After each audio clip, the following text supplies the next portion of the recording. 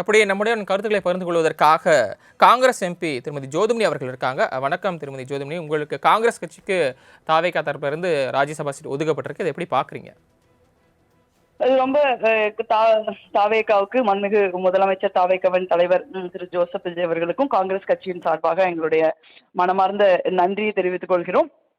இது வந்து ஒரு கூட்டணி கட்சிக்கு ஒரு முக்கியத்துவம் முன்னுரிமை கொடுக்கணும் அப்படின்னு தாவேகா நினைச்சிருக்காங்க. ஏன்னா தாவேகாவை பொறுத்த வரைக்கும் அவங்க ஒரு புதிய அரசியல் கட்சி, முதல் முறையா அவங்க தமிழ்நாட்டுல ஆட்சியில் இருக்காங்க. அவங்க தரப்புல இருந்து கூட அவங்க வேட்பாளரை நிப்பாட்டி இருக்கலாம். பட் இருந்தா கூட ஒரு கூட்டணி கட்சிக்கு கொடுக்கணும் அப்படிங்கிற ஒரு நிலைப்பாட்டை அவங்க எடுத்திருக்காங்க. அது ரொம்ப வரவேற்புக்குரிய ஒரு மகிழ்ச்சியான நிலைப்பாடுன்னு நான் நினைக்கிறேன். திருமதி ஜோதிமணி, அதே நேரத்தில் யாருக்கு இந்த சீட் அப்படின்னு ஒரு கேள்வி காங்கிரஸ்ல. யாருக்கு இந்த சீட்டுங்கிறத காங்கிரஸ் கட்சியில தலைமையில முறைப்படி அறிவிப்பாங்க. அப்ப அவங்க அறிவிச்ச அப்புறம் தான் அதை நம்ம சொல்ல முடியும். பிரவீன் சக்கரவர்த்தி அப்படின்னு சொல்லப்படுது. அது நீங்க மீடியால சொல்றீங்க.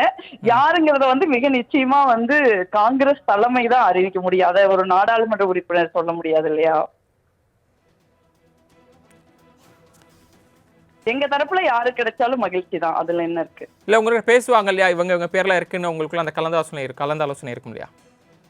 இப்பதானே அவங்க அறிவிச்சாங்க, இதுக்கப்புறம் தானே கலந்து ஆலோசிக்கணும்.